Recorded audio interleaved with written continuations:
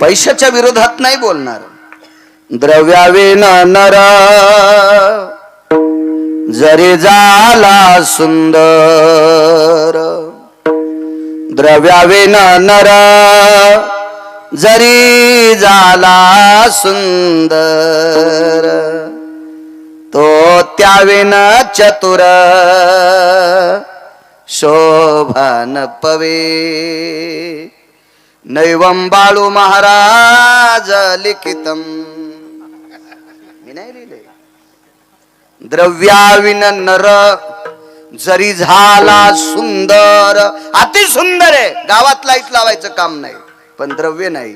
तो त्याविन चतुर शोभान पवे. मालकांचं वाक्य, अष्टादश संतांपैकी एका मालकांचं वाक्य. कमवू नका असं म्हणत नाही, कमवा, पण हे कमवत असताना संस्कृतीचा कॉलम सुद्धा त्याच्या बरोबरीने वरी गेला पाहिजे. संपत्तीचा कॉलम उंच गेला आणि संस्कृतीचा कॉलम जर नदीत गेला तर आपण कमवलेली पैसे सगळी मातीत गेली, चोट्याच्या कामी आले, इतकं लक्षात ठेवा. याच्याकरता आपली लेकरं परमार्थात उतरावी.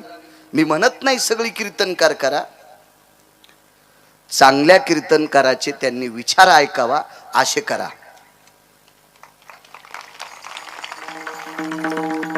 सगळ्यांनीच उठून मंदिरात जाऊन टाळ वाजित राहा असं नाही म्हणणार, पण वारकरी संप्रदायात निष्ठेनं टाळ वाजविणाऱ्या लोकांचं आचरण अंमलात आणा असं मात्र लेकरांना शिकवा. एवढी मोठी तरुण 500 मुलं मोठ्या श्रद्धेनं रोज येणाऱ्या प्रत्येक महाराजांना एका दिव्य तेजस्वी रथात बसवतात. मोठी आतिषबाजी, लाईट असेल, फटाके असतील, हे सगळं मोठी याची आनंदाची उधळण करता आणि श्रद्धेनं हे परमार्थिक सत्र तुम्ही पार पाडता. हे 8 दिवसाचं सत्र आहे, यज्ञ आहे हा. म्हणून तरुणांना पुनश्च धन्यवाद. मायमावल्या सुद्धा एका पोशाखात आहेत. फक्त महाराजाला आक्षोन करताना गंध लावत जा, फुलं अंगावर टाकत जाऊ नका. फुलं त्यावेळेला टाकीत असतात.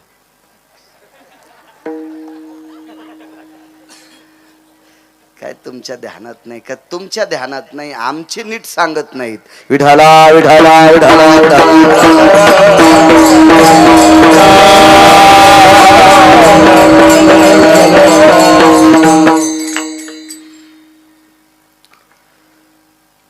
बऱ्यापैकी आपल्याकडे चुका असतात, गरज नाही ते सांगायची. वाढदिवस मुलाचा करते, त्याच्या गळ्यात हार घालतेत आणि वाढदिवसाच्या दिवशीचा फोटो भिंतीवर लावतेत. पाहणाऱ्याला वाटतंय पोरग गेलं का तिकीट काढून. लावत नसतात माझ्या माईंनो, लावत नसतात सज्जनांनो. जिवंत माणसाचा हार घातलेला फोटो भिंतीवर टांगीत नसतात. जिवंत माणसाचा हार घातलेला फोटो भिंतीवर टांगला की त्याचं श्राद्ध करावं लागतं. शास्त्र आहे त्याच्या पाठीमाग. कधी कधी पुराण लक्षात घेत जा. वारकरी संप्रदायानं कंठात धरलं पुराण. पहावे पुराणी विचारोनी. काही माणसं पैशाचा जोर झाला ना काही करतेत.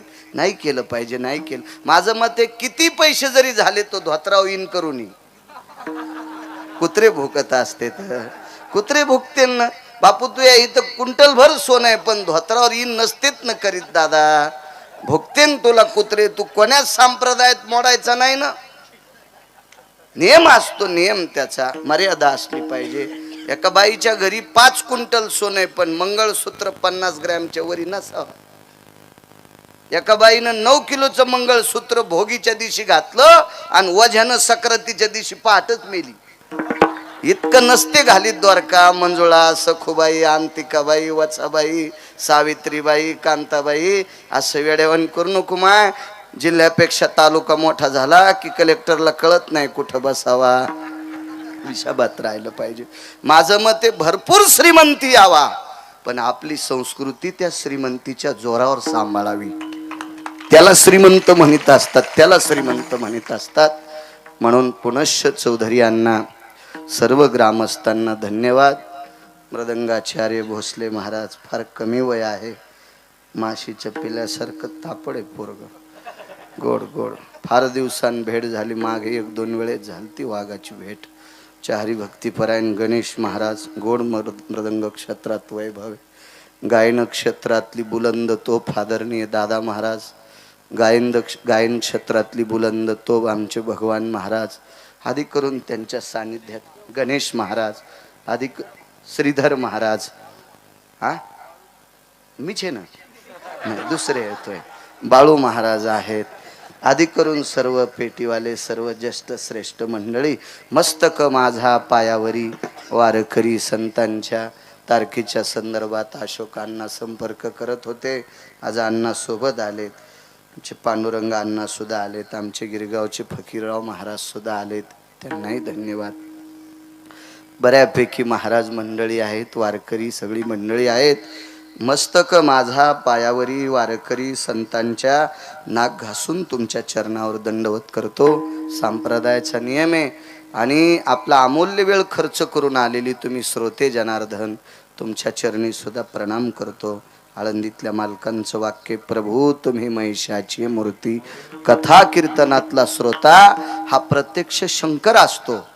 कथा कीर्तनातली ही माऊली प्रत्यक्ष गिरिजा असते, पार्वती असते. तुम्हाला प्रणाम करतो. हे प्रसिद्धी माध्यम असणारे कॅमेरेवाले, तुम्हाला सुद्धा धन्यवाद. ज्याला येता येत नाही त्या लोकायला घरी कीर्तन ऐकू घालता, हे तुम्हाला सुद्धा धन्यवाद. विठाला विठाला विठाला. माझा आवाज तुमच्यापर्यंत,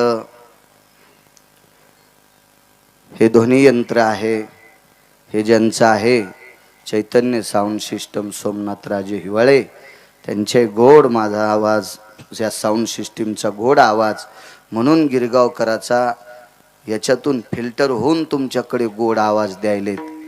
हे सोमनाथराजे, त्यालाही धन्यवाद. या हातीच्या सोंडेवानी कॅमेरा आहे, त्यालाही धन्यवाद. लग्नात नव्हता माया असा काय करा, त्याच्यामुळे चला आपलं आपण समजायचं हे लग्नातच होता. मानावे ते मनी समाधान, कशाला ताण घ्यायचा आहे का नाही, त्याला सुद्धा धन्यवाद. ब्रह्मांड उतरंडी ज्याचे विच्छे घडी, तो उचिष्टे काढी धर्मा घरी.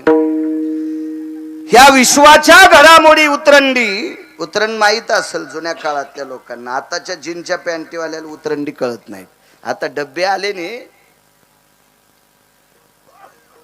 मला कळतो एक तो काळ 30 वर्षापूर्वी काही ठराविक लोकांकडे पीठ ठेवायला डब्बे होते, नाही तर मडक्यातच पीठ होतं. मला चांगलं कळतंय मिठाला एक लहानसं गाडगं, मिठासाठी सुद्धा असं बारीकसं गाडगंच असायचं. चटण्याला याला त्याला गाडगेच होते, लोटकेच होते असे. मग हे लोटके सांभाळून त्याच्या शेवाया असायच्या, पापड असायचे, कुरड्या असायच्या, पापड्या असायच्या, वडा असायचा. हे सगळं बायका त्या उतरंडीत ठेवायच्या. बघ ही उतरंडी एकावर एका बुडात मोठं गाडगं, त्याच्याहून लहान, शेवटी एकदम छोटस लोटकं आणि त्याचं झाकण म्हणजे झाकणी, अशी ती उतरंड असायची. जुन्या बाईला ती उतरण करता येत होती. आणि ती उतरण हलक अशी तिरपट वगैरे कशी नाही व्हायची, अशी हडसून पाहिली डगडग करत नव्हती. त्या बाईच्या लक्षात आलं आता मांजरा गिंजरान उडी हाणली तर उतरण पडत नाही, अशी ती उतरण. आणि लक्षात ठेवा, ज्या बाईला उतरण रस्ता येते, उतरण तिलाच खाली उतरता येते. ती उतरून घेते ती गाडगे. जशी उतरण खाली उतरून घ्यावी तशी या विश्वाची उतरण आतळ वितळ सुतळ तळातळ रसातळ पाताळ, खालचे 7, त्याच्यावरचे 7, शिवहलदीप, कौशदीप, शाल्वदीप, पलवंगदीप, आपण ज्या दीपात राहतो तो जांबूदीप, हे वरचे 7, त्याच्यावरचे 14, 21 स्वर्ग, 14 भुवन. ह्या सगळ्या गोष्टीची उतरण आहे ना, ही त्याच्या मनात आल्या दंदिशी खाली माळीनगाव पालथ केलं. उतरंडच आहे. किल्लारी मागे माझ्या लहानपणी, म्हणजे इतका लहान नव्हतो, चांगलं कळत होतं मला. ते किल्लारी अशी डवलली, कोणाच्या हातात आहे, त्याच्याच हातात. मागे कुठल्या कानी गावात असं फाकलं आणि अख्खी बंधी एसटी मधात गेली. कुठं झालं नाही आता मागे दुसऱ्या देशात झालतंय का कुठंतरी, असं फाकलं ते सगळं आणि बंधी एसटी गेली.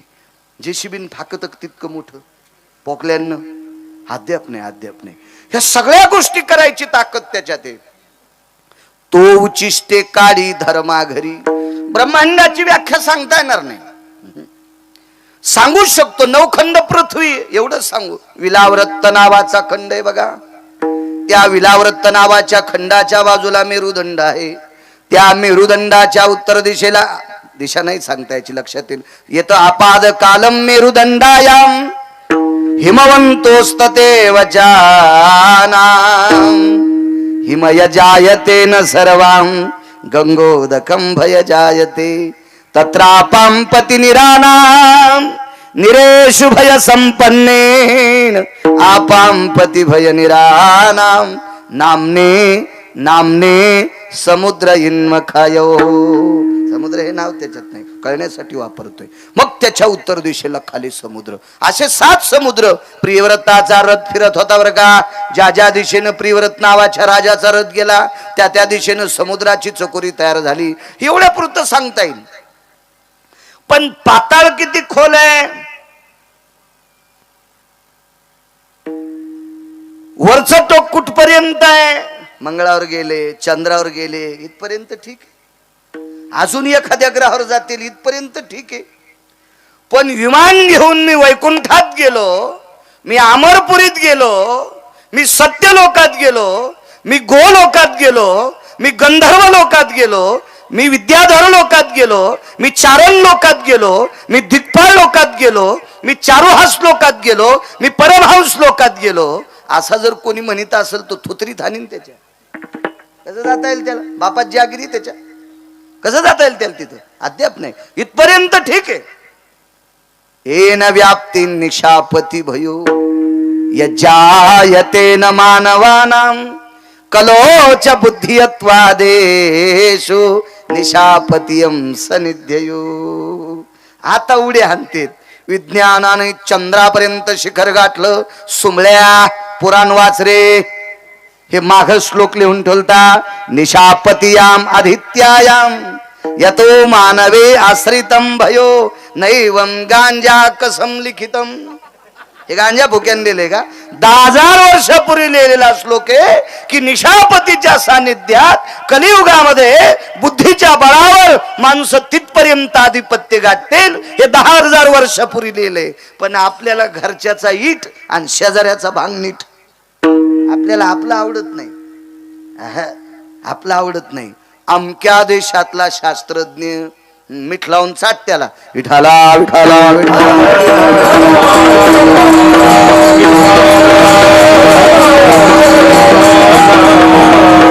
मंगळाच्या मंगळावर गेलं. तिथून आल्यावर बरेच दिवस ती व्यक्ती भानावर नव्हती. तिथलं वातावरण मग खालचं वातावरण ते असं मिळवण्यासाठी असा त्रास झाला त्या व्यक्तीला. मला नाव पाहते पण तुमच्याही ध्यानात असेल याच्याकरता राहू द्या, मी कशाला सांगू ते नाव. असो इथपर्यंत ठीक आहे. पण पूर्ण ब्रह्मांडाची व्याप्ती ठेवण्याची ताकद कोणात नाही. आणि त्या ब्रह्मांडाची पूर्ण कळसूत्री सोप्या भाषेत सांगतो, त्याचं बटन, त्याचं रिमोट कंट्रोल येते मला बी थोडी थोडी इंग्रजी. या सर्व ब्रह्मांडाचं रिमोट कंट्रोल ज्याच्या हातात आहे त्याला जगाचा बाप म्हणतात. तो उचिष्टे काढी पांडवा घरी. धर्माच्या घरी तर धर्म आणि पांडव त्यांच्याकडे तो उचिष्ट काढायला. उचिष्ट काय लिहिताय हो? एक जण म्हणला महाराज कधी पात्र उचलली? आमच्या सप्त्यात माणसं मुद्या घालू घालूच फिरत येत, अंगठ्या घालू घालू, खालून पितळाच्या वरून सोन्याच्या, आणि पार नुसत्या पंक्तीनं फिरतेल. ए कढी आण रे, ए शिरा आण रे, ए वरणाचा आण रे, ए पोळ्याचा आण रे. हे असेच फिरते 4-2% लोक. हे मुठभर पैसे आहेत तर ते पंक्तीत वाकनत. मग विश्व ज्याच्या ताब्यात येतो कसा वाकन? हे म्हणलं वागतो रे तो. माझे निवृत्ती दादा सांगतात त्यावरती तुला शंका यायला नको पाहिजे होती. निवृत्ती दादा सांगतात, प्रत्यक्ष निवृत्ती दादा.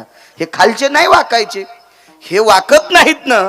मग जगाचा मालक यमाला सांगून यायला नीट वाकितो. कुठं कुठं वाकायचं त्याला वाकायला लावतो तो बरोबर.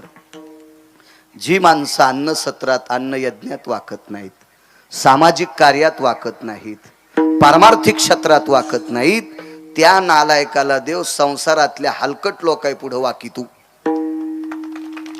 मग संसारातल्या अत्यंत ज्यांनी 1 पैशाची अक्कल नाही, यानं कमवलेली संपत्ती चुरून गावरान तुपात खातेत का, अशा नालायका पुढे याला वाकायला लावतो का? कारण हा परमार्थात वाकला नाही. हा सामाजिक क्षेत्रात वाकला नाही, गोरगरिबाचं कार्य करताना वाकला नाही, एखाद्या नाविन्यपूर्ण कार्यात वाकत नाही, मग इकडे वाकत राहतो. आता तुझा स्पोर्ट इकडं. जगाचा मालक हे सज्जनांनो. पात्र का उचलली याची बरीच प्रकरण आहेत, पण उचलली का आधी ते सांगतो. मग का पात्र उचलली? तुम्ही जर दिला आशीर्वाद तर त्याचा दुसरा पुरावा मांडण्याचा प्रयत्न करील. पांडवांकडे यज्ञ झाला, फार मोठा यज्ञ होता. त्या यज्ञामध्ये 43,832 लोक एका पंक्तीला जेवत होते. गोळ्या संपल्या नाही माझ्या, वाचून सांगतोय. 43,832 लोक एका पंक्तीला. अशा दिवसाच्या 14 पंगती होत होत्या. दिवसात 14. 43,832 गुणिले 14 एका दिवसाची माणसं. किती साखर लागत असेल तितक्या लोकांना? किती साखर, किती हे एका दिवसाचं. तर 1 वर्ष 53 दिवस यज्ञ चालला. अहो मिठाचं गणित सांगता याचं नाही. 43,832 गुणिले 14 एका दिवसाचे, तर एका वर्षाचे 365 आणि ते 53 दिवस. मग ही संख्या मोजा. आणि इतक्या संख्येला इतक्या दिवसात भाजीला त्या सगळ्या गोष्टीला वस्तूला टाकायला जे मीठ लागलंय का, हे किती टन याचा सुद्धा आकडा सांगता याचा नाही. कॅशेट गुंडाळण कॅशेट. तर साखर कितीन, गहू कितीन, डाळ कितीन, भात कितीन, चटण्या कितीन, मेथकूट कितीन, पापड कितीन, कुरड्या कितीन, भज्याचं पीठ कितीन, हे काय सांगता येणार रे? पंतरवळ्या किती लागल्या असतील, द्रोणे किती लागले असतील. त्यावेळेला प्लॅस्टिकचं युग थोडंच होतं. वनस्पतीच्या पानाच्या पत्रम यत पंत्राय अन्नोदको शांतिरस्ततेवचा जठरानलो तृप्तवसायाम तंदुलादि अधिष्ठिताम यद्घ्रतेषु जायते तत्र यत्पूर्णोति महाजयो यद्भोक्तवे सर्वानां सुदियं प्रसन्नस्तो नारायण. असे श्लोक म्हणायला पाहिजे. पण दलिंद्री आमचे काही श्लोक म्हणतात. राम लक्ष्मण हे दोघे बंधू जेवायला बसले दही भात लिंबू, जेवता जेवता अपमान झाला ताटात उंदीर. याला इतकं हाणायला पाहिजे त्या भडव्याला. असले श्लोक म्हणत असतात का? हे श्लोक आपल्याकडे असतात का? राम आणि लक्ष्मण हे दोघं भाऊ आहेत, पण राम हे विष्णू आहेत, लक्ष्मण कोण आहेत माहितीये? शेष. आणि शेष कोणी माहितीये? मग सापाच्या ताटात उंदीर मुतून गेला, काय मायेली उंदराची? म्हणणाऱ्याला लाज वाटायला पाहिजे का नाही? अपमान तर आहेच संप्रदायाचा, पण त्याला अक्कल असायला पाहिजे. लक्ष्मण हे शेष आहेत आणि शेषाच्या ताटात उंदरानं लगी करावा, हे कशाला श्लोकात म्हणतो रे नालायका? मूर्खपणाचं टोक आहे ना. हसली नाही. अन्नपूर्णे महापूर्णे रश्निरो यतम तृष्णा सुधा निवारण हितार्थायाम पाकेषु निष्पतेयानाम अन्नपूर्णेन कृपादानम नमः पार्वते पते हर हर हर महादेव. असे काही श्लोक आहेत ना, खूप खूप सुंदर श्लोक आहेत. हा घालीत नाहीत आपण तिकडे तोंड, आपण दुसरीकडेच घालतो. असो, एवढी लोक जेवायची. नियोजन किती असेल कल्पना करा. 50वा आहे तुमचा. एवढा मोठा उत्सव आहे. आणि या उत्सवामध्ये तुम्ही गेल्या 2-4 महिन्यापासून नियोजित असताल. तारखा तर अगोदरच घेतल्या असत्याल, पण पंक्ती कोण, काय वाढण्याची अवस्था, आचारी कोण असावा, पात्र किती असावा, काही कमी पडता कामा नये, उभ्याला उभे तरुण पाहिजे, किती किती नियोजन असं. अहो त्या मंदिरापासून इत्रोक महाराज आणायचा तर या 2 घंट्यापासून नटत असत्याल. टिकली बाजूला सरकली असेल का? असेल का नाही? एका रंगाच्या साड्या येतात, ती साडी पिन करण्यात किती किती किती किती साध्या एवढ्याशा गोष्टीसाठी इतकं. तर एवढा मोठा हा पसारा तुम्हाला 8 दिवस चालवायचा, सामान्य ताण असेल.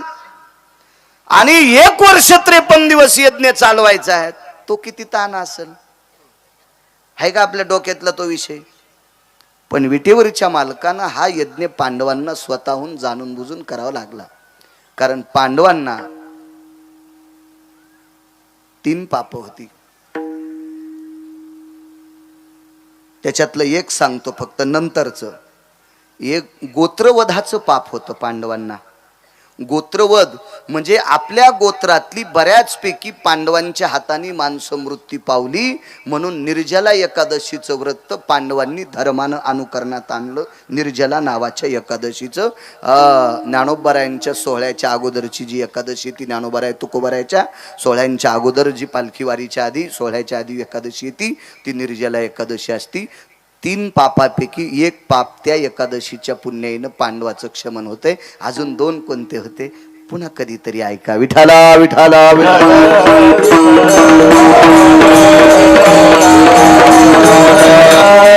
आणि पांडवांना यज्ञ जो करायला लावला विटेवरच्या मालकानं, स्वतःला एका कर्मातून मुक्त होण्यासाठी विटेवरच्या मालकानं यज्ञ करावा लागला. 7व्या अवतारातल्या काही चुका होत्या, करावं लागलं स्वतः देवाच्या मालकाला.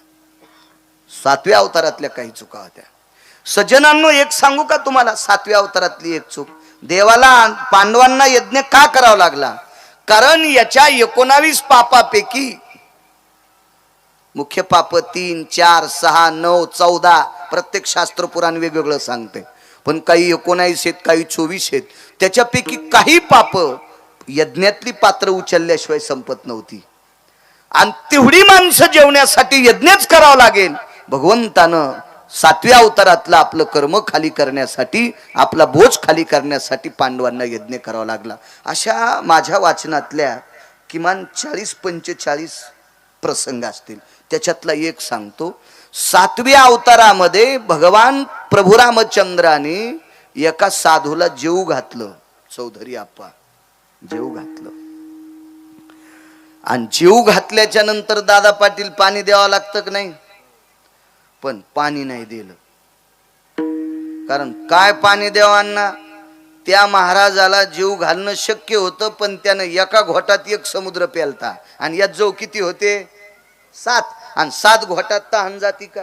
एकाच मने माझा पिता जयाने प्राशिला, म्हणून मी बहुभीते गया साधू कुळाला. लक्ष्मी स्वतःहून म्हणत होते, एका घोटात माझा पिता पिऊन टाकला. त्या व्यक्तीचं नाव होतं महर्षी अगस्ती. आणि त्या अगस्तीला सांगितलं 7व्या अवतारात आता पोटभर जेवले, माफ करा, पाणी देऊ शकत नाही. ते म्हणले कशाला बोललं जेवायला? माफ करा, पुढच्या अवतारात पाणी पाजील. कधी पाजलं माहितीये? गिरी गोवर्धन उचलीला, नखावर गोवर्धन धरला, सगळे गवळी गोपी वासर गिसर सगळे मध्ये घेतले. 7 दिवस 7 रात्र पाऊस पडत होता. शिळावर शल्या धारी रक्षिले गोकुळ नखी धरी लागे रे, निर्भय लोक पाळ अवतरले हारी. जय देवा कृष्ण नाथा राई रुखमिनी कांता, आरती ओवाळीन तुम्हा देव किसुता. बाळू महाराज लिखित नाही बा, मालकांचं लिखित आहे. हत्तीच्या सोंडे सारख्या धारा पडल्या. शिळा वर्षल्या धारी मेघ जो कडाडेला, शिळा वर्षल्या धारी हत्तीच्या सोंडे सारख्या धारा पडत होत्या. 7 दिवस 7 रात्र. शेषाला सांगितलं कराळ, आळ केलं. आणि 14 समुद्रा इतकं पाणी एका तोंडातून वाहत होतं. आणि म्हाताऱ्याला सांगितलं ही पाणी प्या बाबाजी या. आणि तोंड लावलं म्हाताऱ्यानं आणि तृप्तीचा ढेकर द्यायला. बस झालं गडे कृष्णा. तेव्हा इंद्राला सांगितलं आता पाऊस बंद कर, मागचं कर्ज पुढं. असं काही कर्ज होतं. याच्याकरता पांडवांना यज्ञ करायला लावला. तो उच्चिष्टकारी धर्मा घरी सांगतोय.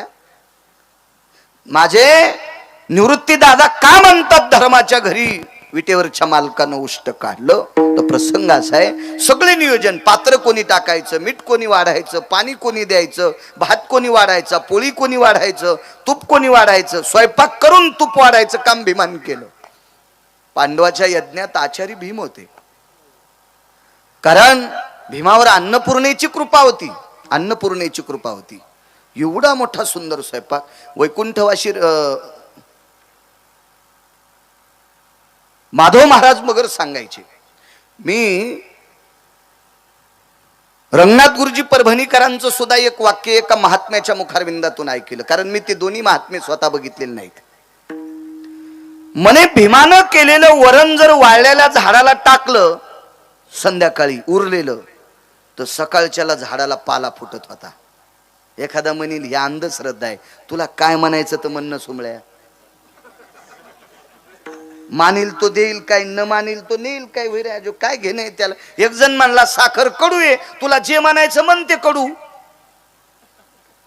एक जण म्हणला साखर कडू आहे, तर मी म्हणला तुला काय म्हणायचं तर म्हण रे कडू. साखर म्हणालो मी, त्याला कडू कशाला म्हणू. तू ठरव ना, खारट म्हण, कडू म्हण, आंबट म्हण, तुरट म्हण, तू म्हण, पण साखर गोडच आहे ना. तसा पुराणीचा रस गोड आहे ना, पाहावे पुराणी विचारुनी. आणि वाक्य कोणाचं आहे, तुकोबा राहायचं. तुका म्हणे नाही विश्वास ज्या म्हणे, पाहावे पुराणी विचारुनी. पुराणीचा रस आहे तो.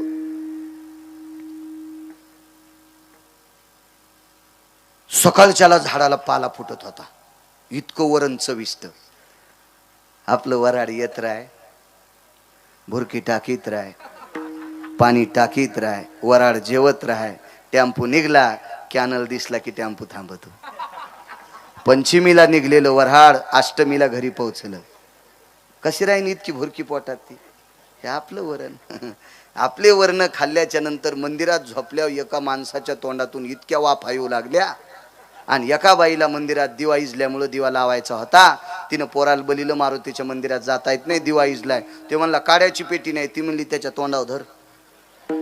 त्यानं इतकी तरी खाल्ली होती की त्याच्या तोंडावर दिवा धरल्याच्या नंतर वाफानं दिवा पेटला. कल्पना करा काय भाज्या आपल्या चविष्ट असतील. कल्पना करा किती किती चविष्ट.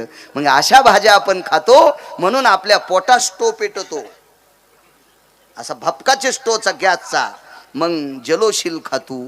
एक जण म्हणला मी रोज 9-10 जलोशील खातो. मी म्हणला अशा गिळून खाण्यापेक्षा जलोशील गोळीचं पिठलंच करी जाय आणि चपाती संग खात जाय, तुला ऍसिडिटीच होणार नाही. अरे कमी खायनं तेलकट सोंबळ्या. संकरित गाई सारखं खास लागला, खाला दम नाही, शेणाला दम नाही, आणि दुधाचा दम नाही. काढीतच राय आणि चौकाशातच नाही.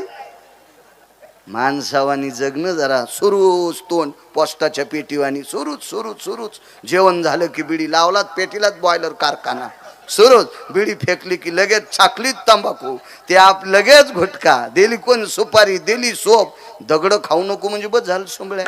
आणि पुन्हा म्हणतं कसं का नाही सरी तब्येतच हलवली. यम तुला इतका हानी नालाय का, तू इंच भर जागा होणार नाही लाल करायची. विठाला विठाला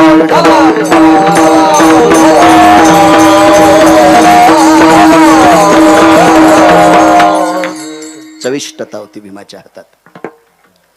स्वयंपाकाचं काम भीमाकडे, पत्रिका वाटायचं काम अर्जुनाकडे आहे, नमस्कार करायचं काम धर्माकडे आहे, गंध लावायचं काम स्वतः धर्माकडेच घेतलं. म्हणजे गंध लावणे आणि नमस्कार करणे ही सगळी कामं वाटून दिली. पहिल्या दिवशीचा यज्ञ आरंभ झाला. तो उचिष्टेकारी धर्माघरी सांगतोय. यज्ञाला आरंभ झाला. 1400 लोक होते. पाणिनीची सुक्त म्हणणारी 14. आपल्याकडे सुद्धा याग आहे ना, मला वाटतं रुद्रयाग आहे. वा वा, रुद्रयाग आहे आपल्याकडे.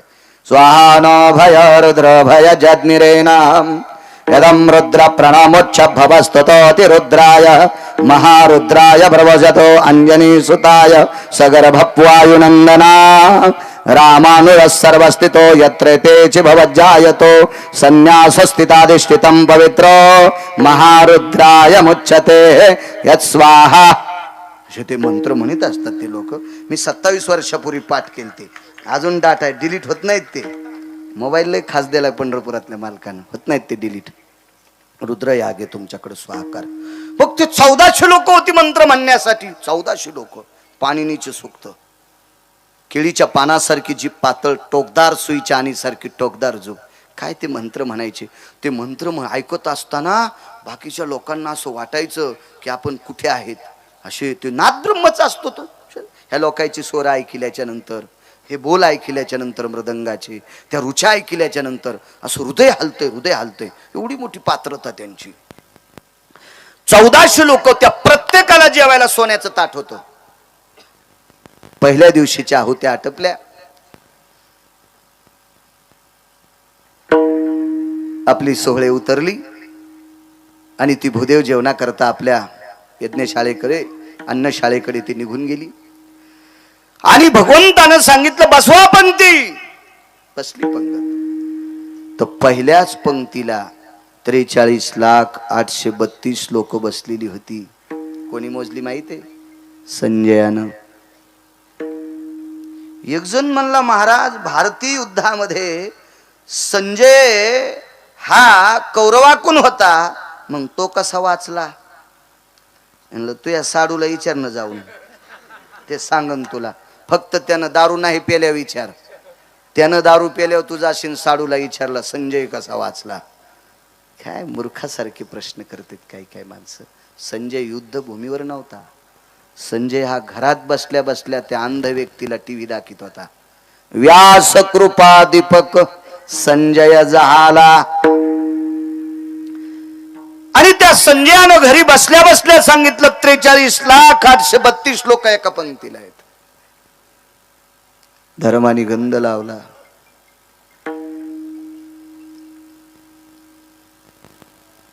धर्म आले घरी. पाहिलं द्रौपदीने धर्माकडे, आपल्या मालकाला घाम का आलाय. द्रौपदी साध्विक आणि सदाचारी पुण्यशील पत्नी होती. माझ्या माईनो, संसाररूपी रथाला पती आणि पत्नी दोन्ही चाक आहेत ना. ह्या संसाररूपी रथाचे चाक आहेत पत्नी आणि पती. याच्यात एक जरी कान झालं ना, बैल रस्त्यानं आणि चाक पवळी येऊन जात असते. कानी गाडी कळती ना. जुन्या लोकांना, जिनच्या पॅन्टीवाल्याला कळत नसती कानी गाडी. बैलगाडी कानी झाली ना, ते बैल रस्त्यानं चलत आहेत, पण चाक एक रस्ता सोडून चलत तिरपटवाणी. तसं संसाराचं होतं बरं का. माझ्या माईनो, पतीच्या खांद्याला खांदा देऊन प्रपंच करायचा. नाव निघतं वरी सुद्धा, नाव निघतं सासरी सुद्धा, नाव निघतं माहेरात सुद्धा, नाव निघतं पाहुण्या राहुण्यात. जगायचंय कशासाठी? नावासाठी जगायचं असते. स्त्रीनं स्त्रीत्वाचा स्वाभिमान अंतःकरणात ठेवा आणि पुरुषांनी पुरुषत्वाचा स्वाभिमान अंतःकरणात ठेवा. याच्यासाठी जगायचंय. अरे जगायला तर नालीतले किडे जगायलेत, डुकरं जगायलेत, भटकंती शेपटी हलू हलू कुत्रे सुद्धा कुटके पाहिल्यावर शेपटी हलवायला लागलेत. काय त्यांच्यात आणि आपल्यात काय फरक आहे ना? प्रतिष्ठितो जायते स्वाभिमान प्रमुच्छते. माणसाच्या जीवनात हा आनंदाने, नाविन्याने, मस्तीजन्य स्वाभिमान अंतःकरणातला उमळला पाहिजे. त्याचं नाव जगणं असते. त्याचं नाव जगणं. काही काही बायकांनी आपल्या मालकाच्या खांद्याला खांदा लावला.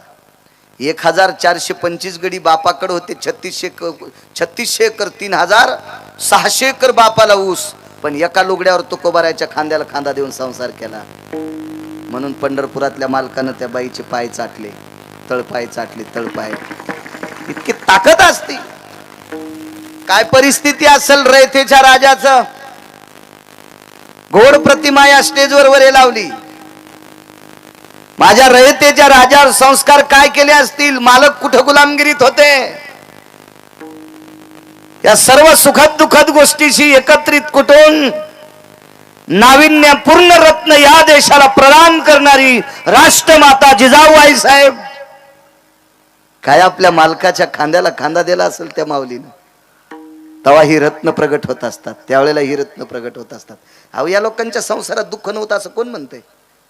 उलट यांच्या संसाराची यथा पाहिल्याच्या नंतर ज्याच्या अंतःकरणात संस्कृतीशी ओलावाय का, तो 2 दिवस जेवणारच नाही.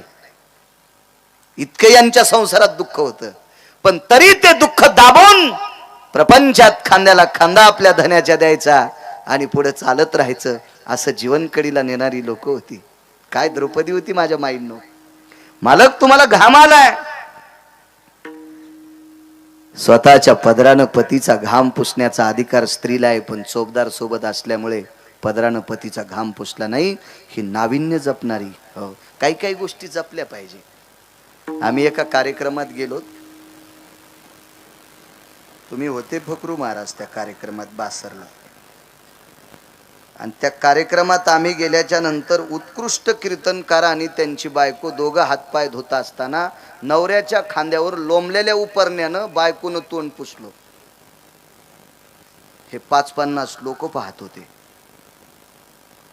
शिवाजीराव लाटे होते महिन्याचे वारकरी त्या कार्यक्रमात.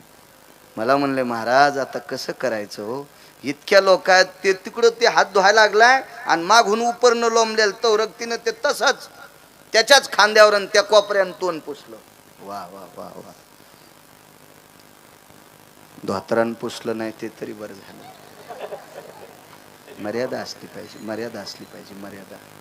सांगू तुम्हाला, लवून चोपून जितकं वागतं ना माणूस राजे हो, तितकं त्याचं नाव निघत असतं, तितकं त्याचं नाव निघतंय. काय मावल्या होत्या ह्या जुन्या मावल्या. मी रविवारी गाडी हाकायला जायचो, बाशिंगात जात होतो. गावकरी माणूस, खोटं कशाला सांगू, जात होतो मी रोजानं. तूर कापायला 4 बायका होत्या. दुपारच्या वेळेला मालक आले, 3रा पहारा. मालक आले, मालकाला बांधावर बघितल्या बरोबर तूर कापणाऱ्या बायकांनी आपला पदर सावरला. दिवसभर पोटासाठी 14 रुपये रोज होता तेव्हा बाईला, 14 रुपये रोज.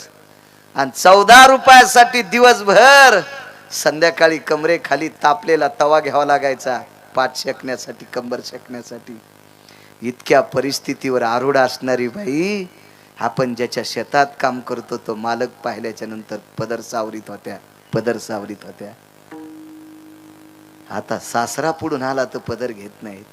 आता का ऊन लागत का, आता राहू द्या, राहू द्या, आता नका घेऊ, घेऊ नका, घेऊ नका. तुम्हाला गिरगावच्या बाळ्याची शपथ आहे, घेऊ नका पदर, नका घ्यायचं.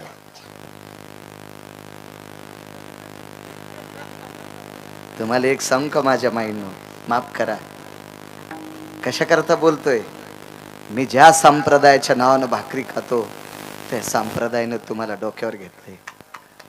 राज्य, राणी व संपत्ती, या देशाची घोर अशी संपत्ती आहे म्हणून बहाल केलं तुम्हाला. ज्या घरी कुलस्त्रिया, राज्य, राणी व संपत्ती, या देशाची तुम्ही संपत्ती आहात. 2 गोष्टी झाकलेल्या असा. कोटीनं पैसे माणसाकडे असा, पण डायरीच्या पुढून नाही ठेवा. पैसे डायरीच्या मागून ठेवले पाहिजे, पुढून नाही ठेवायचे. कोटीनं असा. आणि बाईकडं अब्जानं पैसे तिच्या नवऱ्याकडं तिच्याकडे असावा, पण तिनं अंग भरून वस्त्र घातलेली असावा. ती या देशाची संस्कृती. ही विटेवरच्या मालकाला, या काशीतल्या मालकाला आवडते. इतकं नाविन्य सांगितलं. अंग भरून कपडे घालण्यामध्ये एवढं मोठं नाविन्य आहे. मालक इति वरुदा काये स्वेदाती जायते. काया म्हणजे शरीर आणि स्वेद म्हणजे घाम. का घाम येतोय. आणि माझघरात गेले, घराला एक विशिष्ट प्रकारचं नाव आहे. माझघर, राणीवसा, पाकगृह, ही जुनी नावं आहेत. आता तुमच्या लक्षात येणार नाही. ज्यानं मराठी MA केले त्याच्या डोक्यावरून जाते. तर तुम्ही परीक्षेत नापास होता, पण घरात इंग्रजी 70% बोलतात आणि इंग्रजी पेपरात 0%. आणि घरात तर मात्र 70% इंग्रजी बोल. अहो, एक बाई बँकेत पैसे उचलायला आली. मी म्हणलं काय चाललं आजी. लय टेन्शन आलंय महाराज. आणि करा सही तर लावा शाही. म्हणजे सही करता येईन, टेन्शन शब्द मराठी आहे का. मी म्हणलं आजी आमचं घर जवळ आहे, येता का चहा घ्यायला. नाही महाराज आता लय बिजी आहे. अरे मी म्हणलं आगाऊच बघ बाई म्हातारी, इतकी बिजी. म्हणजे अंगठा देणाऱ्या बाईचे सुद्धा संस्कृत डोक्यावर आहे. संस्कृत ती काय इंग्रजी डोक्यावर, इंग्रजी इंग्रजी सही करता येईल. मूर्खपणाचं टोक आहे. आपले शब्द सांभाळले पाहिजे. नाविन्य आपल्या शब्दामध्ये. माझा मराठाची बोल अमृतातेही पैजा. काय ताकद आहे. पुन्हा एका ठिकाणी, ये मराठीचे नगरी ब्रह्मविद्येचा सुकाळू करी. मालकांची वाक्य आणि या लोकांचे वाक्य एका एका अक्षरात आहे. माझा रमाकांत आहे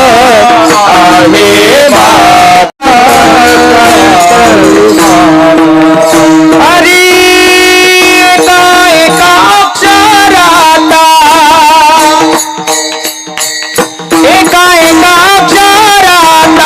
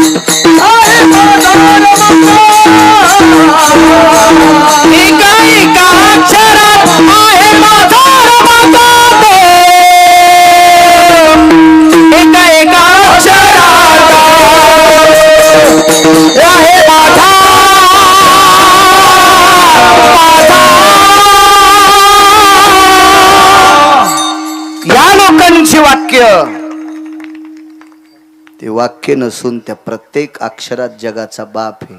ते अक्षरे नवती देखा ब्रह्म साम्राज्य दीपिका. जुन्या लोकांची वाक्य ध्यानात ठेवत जा. माझ घरात नेलं, विचारलं मालक वरुताति कायाम स्वेदाति जायम सदुःखेन किमं कोति भवाना. काय कारण आहे? कसलं दुःख आहे? काय कारण आहे? द्रौपदी, यज्ञातलं पूर्ण नियोजन झालं पण पात्र उचलायची सेवा कोणाकडे दिली नाही कन्यांनी. द्वारकेच्या मालकानं पात्र उचलायचं काम ठेवलंय. द्रौपदी, फार मोठा अपमान आहे. 43,832 लोक एका पंक्तीला बसलेत. ही पात्र उचलायची कोणी आणि दुसरी माणसं बसायची कधी? कधी बसायची दुसरी माणसं? कधी बसायची? द्रौपदीनं सांगितलं मालक, यज्ञ पहिलाच दिवस आहे, एवढा मोठा यज्ञ आहे, ज्या यज्ञामध्ये हत्तीच्या सोंडेसारखी तुपाची धार द्रवते, तुम्ही पहिल्या दिवशी थकलात. द्रौपदी, आजच्या दिवसाचं संकट जर बाजूला सरकलं तर संध्याकाळी पात्र कोणी उचलायची याची मीटिंग लावतो. पण आज पंचायती, आज आज आज आज काय करावं ग? द्रौपदीनं सांगितलं मालक तुम्ही जा, गंध लावा. सर्वांना गंध लावलाय, नमस्कार केलाय. फक्त आता काही वेळात पात्र उचलावं लागते. 15-20 मिनिटात पंगत उठेल आणि दुसरी माणसं त्या मंडपात बसायची. आपल्याकडे दुसरा मंडप शिल्लक नाहीये. आपण नियोजन करू, अजून उद्या मंडप वाढवू किंवा पात्र उचलणारी लोक लावू. पण आता पात्र कोण उचलायचे? द्रौपदीनं सांगितलं तिला इतकी सुद्धा काळजी करू नका. आजच्याच दिवसापुरता असेल किंवा पूर्ण यज्ञात पात्र उचलायचं नियोजन करायचं असेल तर ते मला सांगा. धर्माला दुःखात थोडासा राग आला. द्रौपदी, तू मला शिकवते? ऐका ना मालक, ऐका मालक, मी एकांतात बोलते, त्याचा अवमान नाही. ऐका, फक्त तुम्ही पात्र उचलायचं सांगता ना मालक, तुमच्या नावाचं कुंकू कपाळाला लावते. या कुंखात इतकी ताकद आहे मालक, या कुंखात इतकी ताकद आहे. हे पात्र उचलायची ताकद त्या ताकदीत आहे. आणि त्या ताकदीवर तुम्हाला सांगते, तुम्ही अंगाला घाम येऊ देऊ नका. याला म्हणतात पत्नी, याला म्हणायचं पत्नी, याला म्हणायचं पत्नी. माझ्या माईंनो, आपल्या मालकाला दुःखात सावरायचा. माझ्या सज्जनांनो, आपल्या पत्नीला सुद्धा दुःखात सावरे जायचा. याच नाव संसार आहे, याच नाव संसार आहे. हुशार, सात्विक, सदाचारी मावल्या आहेत, पुण्यशील. म्हणून वारकरी संप्रदायाने तुमची उंची वाढवली. धर्मानं सांगितलं द्रौपदी, खरंच काही काळजी करू नका. काहीच नाही, काहीच नाही, काहीच काळजी करायची नाही. भगवान कृष्ण परमात्म्याची प्रतिमा होती सुवर्णाची, आणि ती सुवर्णाची प्रतिमा पाटावर ठेवली. प्रतिमा होती मालकाची. आपले फोटो असतात लग्न कार्यातले, आपले फोटो असतात ना, प्रतिमा असतात आपल्या सुद्धा, पण ती सुवर्णाची प्रतिमा होती. चंदनाच्या, बावनिया चंदनाच्या पाटा चौरंगावरती प्रतिमा ठेवली. आणि प्रत्यक्ष चेतन विटेवरचे मालक कृष्ण परमात्मा यज्ञात आहेत. प्रत्यक्ष देव यज्ञात आहे. पण बाईने तिथं कसं जावं? उचित नाही. म्हणून विटेवरच्या मालकाची कृष्ण परमात्म्याची प्रतिमा पाटावर ठेवली. तो उचिष्टे काळी धर्मागरी, याच्यावर सांगतोय. ती प्रतिमा ठेवली. पूजा करता येत नाही का? कारण तो जिवंत आहे, तो जिवंत आहे, जिवंत आहे, तो जिवंत आहे. पदराची वटी केली आणि ब्रह्मांडाच्या मालकाला सांगितलं, जगदानंद कंद जगतपते, देवा तुझ्या आग्रह करता, देवा तुझ्या म्हणण्यामुळे, दादा म्हणायची ती, दादा बहीण मानायची भगवान द्रौपदीला, दादा तुझ्या आग्रह करता, दादा तुझ्या म्हणण्या करता, दादा तुझ्या नियोजनात रे माझ्या मालकांनी या यज्ञाचं आयोजन केलेलं आहे. देवा तुझा वरदहस्त या यज्ञाला आहे, देवा तुझी कृपा या यज्ञाला आहे.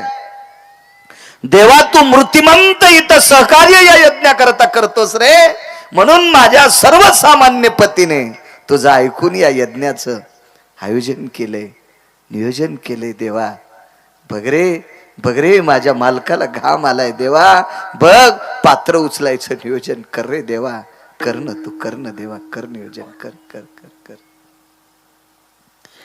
देवाने विचार केला, मी प्रत्यक्ष यज्ञात असताना माझ्या सुवर्णेची प्रतिमेची आराधना द्रौपदीनं का करावी, म्हणून तितक्या पंगतीतून भगवंत माझ घरात आले. धर्म त्या कोपऱ्यात एका खोलीत होते, बेचैन होते. धर्म आता पात्र कोणी उचलायचे. भगवान माझ घरात आले. द्रौपदी देवाच्या पुढे पदर पसरून बसलेली होती. तिचं अंतकरण किती रडत असेल ते देव जाणे. तिथं आल्यावर देवाच्या लक्षात आलं, पात्र उचलायचं काम सांगत होती. भगवान द्रौपदीच्या पाठीमाग आहेत. 43,832 लोक जेवायला बसलेले आहेत. पंचपक्वान्नाचा बेत आहे. भगवंत द्रौपदीच्या पाठीमागे आहेत. ते भगवान वाकले आणि द्रौपदीच्या पाठीवर देवाच्या डोळ्यातला पाण्याचा थेंब पडतोय. पाहिलं वरे, दादा आलास होय, ताई का रडतेस? दादा बघ, बालक त्या घरात पडलेत. घामान स्वेदान वरुता ती काया यद भ्रतारे वचज्जायते. माझ्या मालकाचं अंग स्वेद म्हणजे घामानं चिंब झाले रे देवा. यज्ञातल्या सर्व कामाचं नियोजन झालं रे प्रभू, पण पात्र उचलायचं राहिले. स्वतःच्या पितांबरानं द्रौपदीचे डोळे पुसले. ताई हा पाठीराखा भाऊजीच्या पाठीमागे, त्या बहिणीला कशाची चिंता आहे, काय काळजी करू नकोस. लागलीस तोंड फिरवलं. दादा पाटील रूप बदललं, भगवान महाराज रूप बदललं, साधं रूप घेतलं. धोत्राच्या आचागोच्या खोसल्या, सगळी पात्र उचलली. बसली दुसरी पंगत. हरी गजर सुरू झाला. गजर सुरू झाला. त्यावेळेला वदनी कवळ घेता नाम घ्या श्रीहरीचे, हा श्लोक नव्हता. उच्चतोणति पात्रे मखेस्तुजायम शुद्धा निवारणायाम तृष्णाधिजायम रसनाय प्रगल्भेषु पुनितोषि पाकम यत पारणेरजयो नाम सुतृप्तेषु जायाम नमः पार्वती पते हर हर हर हर हर महादेव. असे श्लोक म्हणायचे त्यावेळेला. तो श्लोक झाला. धर्माने अंग टाकलेलं उठले. विचारलं, द्रौपदी एका पंक्तीला जेवणाचा डबल श्लोक का होतोय? मालक ऐका ऐका. पंगत दुसरी बसली, मालक दुसरी बसली, पंगत दुसरी बसली. धर्मानं विचारलं, द्रौपदी वेडी आहेस की काय ग? पहिल्या पंक्तीची पात्र उचलली नाही याच्याकरता माझं अंग घामानं चिंब झालंय आणि तू दुसरी पंगत बसली म्हणतेस? मालक मी जीवनात एकही गोष्ट खोटी बोलली नाही. केल्या चुका 3, पण त्या खोटं बोलण्याच्या चुका नाहीत. त्याच्यातली एक चूक आहे, दुर्योधनाला हसली. अजून 2 चुका आहेत. पण तुमच्याशी झळ लागेल अशी कुठलीही चूक केली नाही. मालक एकदा बघता, आज्ञा नाही देत, आज्ञा नाही देत, आदेश नाही करत. तुमचंच कर्तव्य म्हणून दुसऱ्या पंक्तीत बसलेल्या लोकांना हात जोडून येता का? धर्म गेले, सगळ्यांना गंध लावला, हात जोडले आणि पहिल्या पंक्तीतली माणसं विडे घेत होती. विडे जेवल्याच्या नंतर विडे घेत होती. धर्माला आता घाम नव्हता आला ना अप्पा बाबा, घाम नाही आला. धर्माचा आता अंतकरण रडत होत. आणि रडत रडत धर्माने विचारलं, द्रौपदी हे द्रौपदी, जे पात्र उचलण्याची पंचायत त्याच्याकरता घाम येत होता, आज आनंदाचे अश्रू डोळ्यातून येते. पात्र कोण उचलले? त्यावेळेला द्रौपदीचा उमाळा दाटून आला आणि पाटावर टेकलेल्या प्रतिमेकडे पाहिलं. तो उचिष्टे काढी धर्माधर, उचिष्टे काढी धर्माधर, उचिष्टे काढी धर्माधर, ब्रह्मांड उतरे कांतेचे धार, ब्रह्मांड उतरे कांतेचे धार,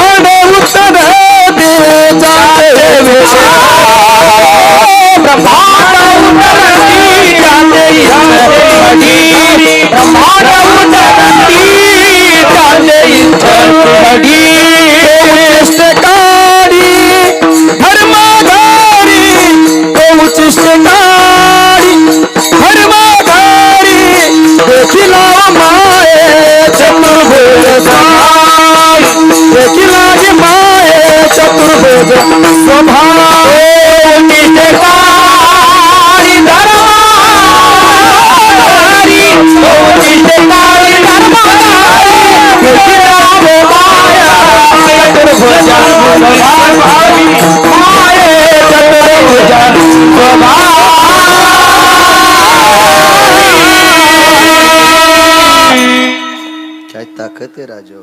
उष्ट काढलं देवाने. उष्ट का? एक पुरावा आहे मागचा, पण मी पुढे सरकतोय. ऐकिला असं ग्रहित करा. पात्र उचलण्यात फार मोठं पुण्य आहे. म्हणून सज्जनांनो तुम्हाला सांगतो, पंक्तीतले पात्र उचली जा. कारण पुराणाचा असा एक दिलासा आहे की सर्वात मोठं दान कोणतं श्रेष्ठ असेल तर ते अन्नदान आहे.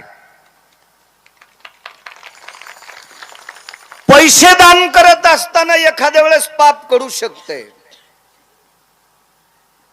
द्रव्य पात्र विचारून, द्रव्य पात्र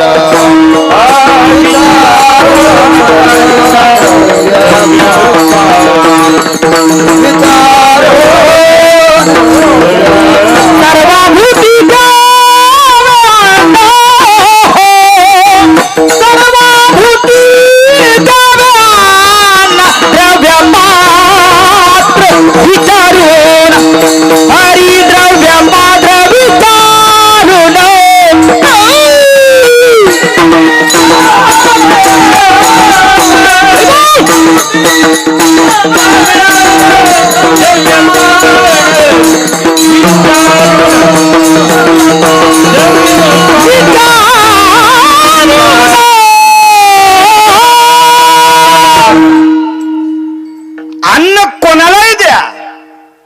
जात पात धर्म पंथ काही विचार करायचा नाही.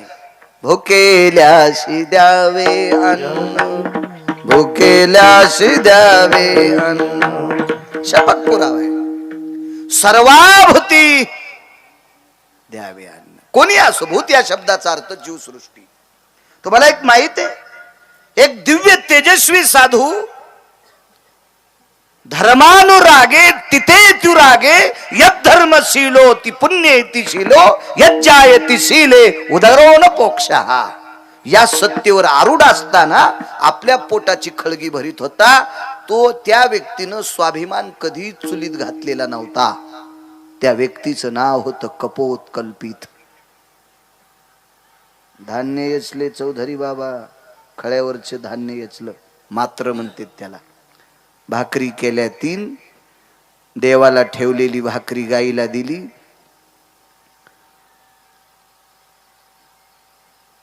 एक भाकरी गंगेला समर्पित केली. सदाव्रत नावाचा विधी म्हणतात त्याला. आणि एक स्वतः करता भाकरी ठेवली. कुत्री जनली होती फासाखाली. जनलेली कुत्री पिलाला दूध देण्यासाठी पोटात काहीतरी पाहिजे म्हणून भाकरी दारात जेवत बसलेल्या साधूकडे वरांड्यापाशी तुळशीपाशी त्या भाकरीच्या अपेक्षेनं कुत्री आली. आणि साधून विचार केला, पिलाला जन्म दिलाय, कशाचं दूध करीन पिलांना, म्हणून ताटातली भाकरी कुत्रीला फेकली. आणि त्या कुत्रीनं भाकरी तोंडात धरली आणि कुत्री तिकून आणि इकून दान करणारा साधू आणि मधातून मुंगस गेलं. अर्धा अंग सोन्याचं झालं. नकुले न भया हे मंच कांती कपतय कल्पितान उदकोर शांती तत्राति जायम शुनिचैवती नाम भोक्तवे न जायम मखेश शुद्धी. वाचिता जरा मागचं कधी कधी. भांगाऱ्याचं काय वाचिता तुम्ही? इतिहास चांगल्यांचे वाचा. विटेवरचा मालक आपल्याला वाचील. जे सकाळी पाणी नेत नाही त्याचं कशाला वाचिता आणि कशाला त्याचं हिचकिता? आपला संसार हिचकून जाईन. भंगिऱ्याचं हिचकी जाऊ नका, चांगल्यांचं हिचका. अन्नदानाची ताकद आहे. पैसे दान दिल्यावर कधी कधी पाप लागू शकते. कारण सोंग कोणी घ्यालय? सोंग कोणी घ्यालय? महाराजाचं सोंग घेऊन एक आला आणि एका माणसाने त्याला 100 रुपये दिले. त्यानं 77-78 रुपयाचं एक वेगळ्या विशिष्ट प्रकारचं पाणी पिलं.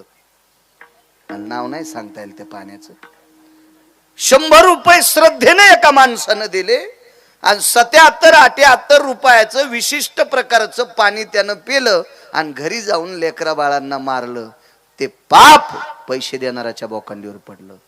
म्हणून द्रव्य पात्र विचारून, द्रव्य कोणाला नाही द्यायचं, सत्पात्री गेलं पाहिजे. एक लक्षात ठेवा.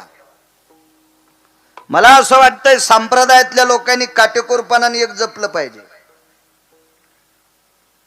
आपण वारीत जातो, शेजाऱ्या पाजाऱ्याची जी रस्त्यावरची जी खेड्याची अशी गाव आहेत का रस्त्याच्या कडेला पालखी मार्गावर, खेड्यापाड्यातल्या मावल्या 4-2 बाजरीच्या भाकरी, 4-2 चपात्या, एखादी पुरणाचीच पोळी, काही मुद्दाम होऊन वारकऱ्याला आडवं घेतात. घ्या ना महाराज, घ्या ना, घ्या ना, घ्या ना, घ्या ना, इतक्या श्रद्धेनं. एक दिंडी चालली होती. मी तिथं हजर होतो. बाई डोक्यावर गवताचा भारा होता, तिच्याकडे 2 म्हशी होत्या आणि दिंडी जाता जाता गवताचा भारा वट्यावर टेकला. पिशवीतले 5 रुपयाचा ठोकळा काढा. गवत कापल्याने हिरवे जर हात झालेले होते. पदर घेतला डोक्यावर आणि त्या पिशवीतले 5 रुपये त्या पालखीत टाकले. हात जोडले. देवा, कामामुळे येऊ शकत नाही रे देवा, पण माझ्या लेकराला आशीर्वाद दे. इतक्या श्रद्धेनं दातृत्व करणारा देश आहे. मला असं वाटतं इतक्या श्रद्धेनं जर आम्हाला कोणी पैसे देत असतील तर आम्ही त्याचे गुटके खाल नाही पाहिजे. खालून संसार पेटन, खालून आम्ही बिड्या नाही वडायला पाहिजे, आम्ही तंबाखू नाही खाल पाहिजे. निदान आमच्या 3 लोकांना पक्वाद्यानं, गायकानं, कीर्तनकारानं. तुम्ही काऊन टाळ्या वाजिल्या आणि तुम्ही इशीच खा है का नाही? आमच्यावर घेतल्यावर मोठी खसखस पिकती तुमची. हा, तुम्ही कशा करता सप्ते करायला लागले? महाराज श्रीमंत करण्यासाठी, पक्वादे श्रीमंत करण्यासाठी, गायक श्रीमंत करण्यासाठी, आणि तुम्ही सोनाराच्या फुकणीसारखे असेच इकडून वारे तिकडे, तिकडून वारे इकडे. महाराज तुमच्या गावातल्या 100 पोरांनी तंबाखू सोडायला पाहिजे. मी बोटा सगट पाया पडेल त्यांच्या. इथं बसलेल्या 200 बायकांनी नस सोडा, तंबाखू सोडा. मी त्या दिवशी वरुडीत पण सांगितलं होतं तंबाखू सोडायला पाहिजे. आणि जी सासू तंबाखू सोडितच नाही का, 7वीत पोरग जाऊस तर पोराच्या माईनं सासूचं तोंड त्याच्या गालाला लागू द्यायचं नाही. कारण ते पोरग विषारी होईल. आजीचं तोंड त्याच्या गालाला लागूच द्यायचं नाही. आमची 90,000ची मसड बिमार पडली, तंबाखू खाणार बाई कोट्यात गेलती म्हणून. मसड बिमार पडली, इकली म्या, कासच जाळली तिनं, दुधाच आलं नाही. 90,000ला घेतली होती मसड म्या. डॉक्टरनं सगळे पर्याय केले, मसड दुरुस्त झाली नाही. मी म्हणलं साहेब झाला असेल का?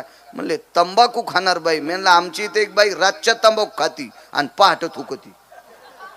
काय तोंडी शरी असेल. आणि तीच शेण आणायला गेलती, त्याच्या वासान मसर बिमार पडली. मसड मसड तर तान लेकरू किती बिमार पडेल याचा विचार करा ना. आजीला जराशी तरी वाटावा. काय म्हणालो मी? आजीला जराशी तरी वाटावा. तंबाखू खाऊन त्या चिमुकल्या लेकराच्या गालाला तोंड नाही लावा. म्हणून आजीनं आजच्या सप्त्यात उद्यापासून तंबाखू खाणं बंद करावा. आणि त्या तंबाखूच्या वाचलेल्या पैशावर पोराला पेन्सिल द्यावा, पोराला पॅड घेऊन द्यावा, पोराला दप्तर घेऊन द्यावा, पोराला टिफिनचा डब्बा घेऊन द्यावा नातवाला. तिचा नातू कलेक्टर झाल्याशिवाय राहणार नाही.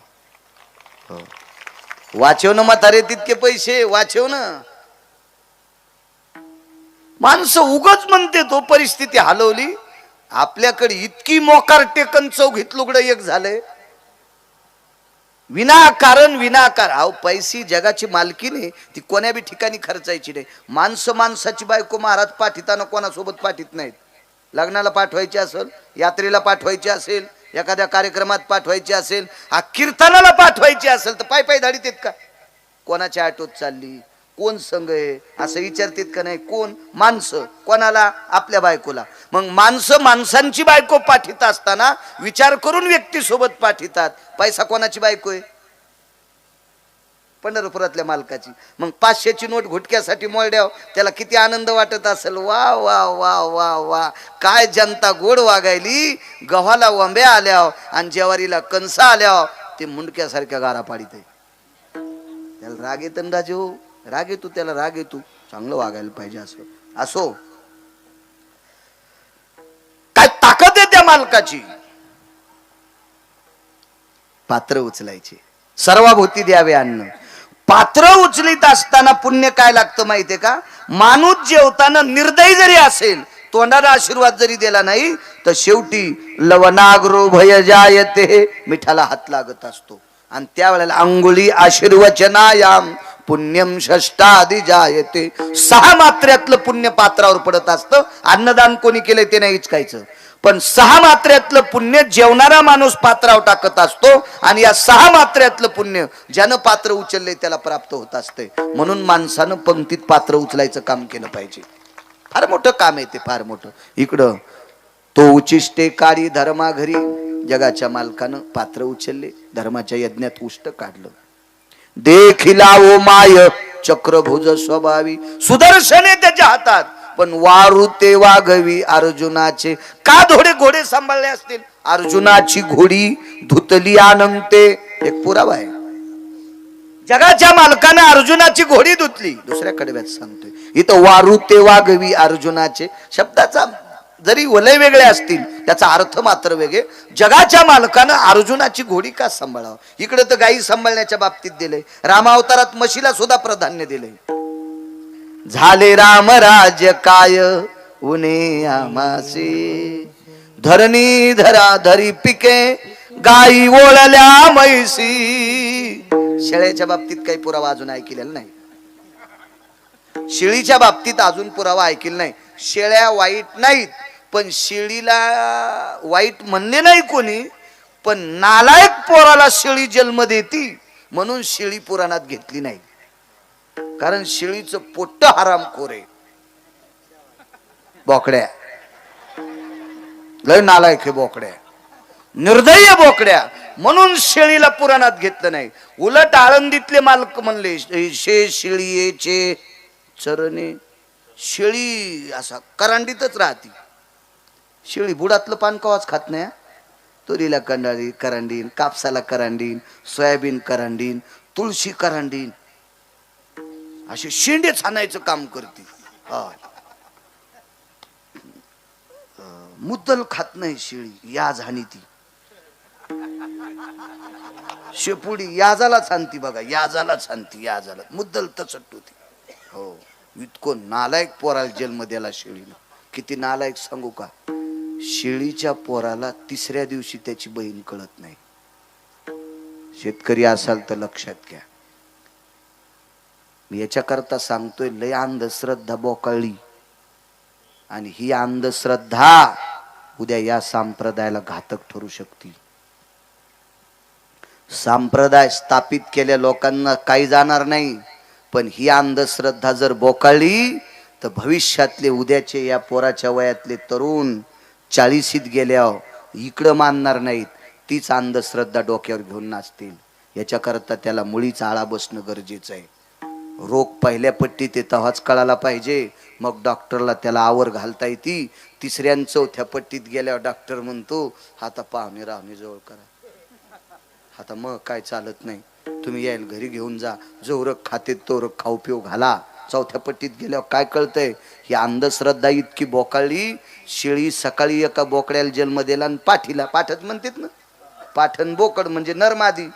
आजचा सूर्य पाहिला, आजची रात्र पाहिली, उद्याचा सूर्य पाहिला, उद्याची रात्र पाहिली, आणि 3ऱ्या दिवशीचा सूर्य पाहिला की त्याच्या सोबत जन्माला आलेली त्याची बहीण, तिच्याविषयी त्याच्या अंतकरणात वासना उत्पन्न होती. इतका नालायक बोकड्या आहे.